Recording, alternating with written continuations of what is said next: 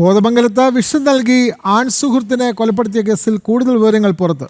കൊലപാതകത്തിന് കാരണമായത് സാമ്പത്തിക തർക്കം കൂടിയാണ് എന്നുള്ള വിവരങ്ങളാണ് പുറത്തു വരുന്നത്.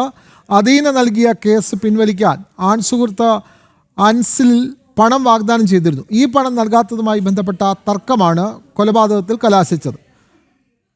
കൊലപാതകത്തിന് മുമ്പ് കൃത്യമായ ആസൂത്രണം നടന്നിരുന്നു എന്നുമുണ്ട്. വിവരങ്ങളുമായി ജിജീഷ് കരുണാകരൻ ചേരുന്നു. ജിജീഷ്, വിഷം നൽകി ആൺസുഹൃത്തിനെ കൊലപ്പെടുത്തിയ കേസിൽ കൂടുതൽ വിവരങ്ങൾ പുറത്തു വരികയാണല്ലോ, വിശദാംശങ്ങൾ.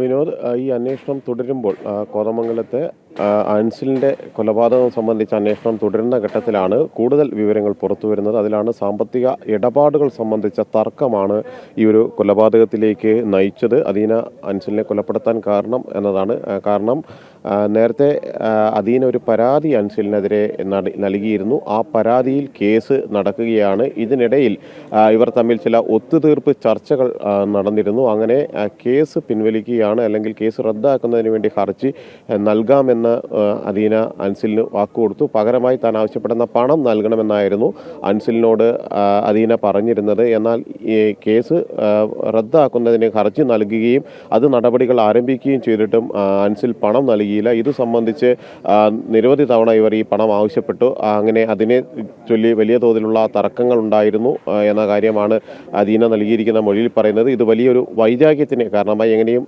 ഇയാളെ ഇല്ലാതാക്കുക എന്ന നിലയിലേക്ക് അദീനയുടെ ചിന്താഗതികൾ മാറി. ഇതിനുവേണ്ടി കൃത്യമായ ഒരു ആസൂത്രണം തന്നെയാണ് അദീന നടത്തുകയും ചെയ്തിരുന്നത്. അവിടെ വീട്ടിൽ CCTV ഉണ്ടായിരുന്നു, പ്രവർത്തിച്ചുകൊണ്ടിരുന്ന CCTV-കളാണ്. ആ CCTV-കൾ പൂർണ്ണമായും ഓഫാക്കിയതിന് ശേഷമാണ്, അല്ലെങ്കിൽ ഇയാളെ വീട്ടിലേക്ക് എത്തുന്നതിന് മുമ്പായി ആ CCTV-കൾ ഓഫ് ചെയ്തിരുന്നു. അങ്ങനെ CCTV-കൾ പ്രവർത്തിക്കാത്ത സമയത്താണ് ഇത്തരം ഒരു കൊലപാതകത്തിലേക്ക്, അല്ലെങ്കിൽ വിഷം നൽകി മാരക കളനാശിനി നൽകിക്കൊണ്ട് കൊലപ്പെടുത്തുന്നത് എന്ന കാര്യമാണ് ഇപ്പോൾ വ്യക്തമായിരിക്കുന്നത്. പോലീസ് നൽകിയിരിക്കുന്ന മൊഴിയും അദീനയെ വിശദമായി ചോദ്യം ചെയ്തപ്പോൾ ലഭിച്ചിരിക്കുന്ന വിവരങ്ങളും ഇതെല്ലാം തന്നെയാണ്. അതുകൊണ്ട് തന്നെ ഇനി വിശദമായ ഒരു ശാസ്ത്രീയ പരിശോധന അടക്കമുള്ള തെളിവുകൾ കൂടി പരിശോധിച്ചായിരിക്കും അന്വേഷണം മുന്നോട്ട് പോവുക. വിഷം ഉള്ളിൽ ചെന്ന് തന്നെയാണ്, കളനാശിനി ഉള്ളിൽ പോയി തന്നെയാണ് മരണം സംഭവിച്ചത് എന്ന കാര്യം പോസ്റ്റ്മോർട്ടം റിപ്പോർട്ടിൽ വളരെ കൃത്യമായി തന്നെ അത് വ്യക്തമാവുകയും ചെയ്തിരുന്നു. തുടർന്നാണ് പോലീസ് കൂടുതൽ വിശദമായി ചോദ്യം ചെയ്യുന്നത്. നേരത്തെ തന്നെ ഈ യുവതിയെ സംശയങ്ങളുണ്ടായിരുന്നു. ഈ കൊലപാതകവുമായി ബന്ധപ്പെട്ട് യുവതിയെ സംശയമുണ്ടായിരുന്നു. ആ സംശയത്തിൻ്റെ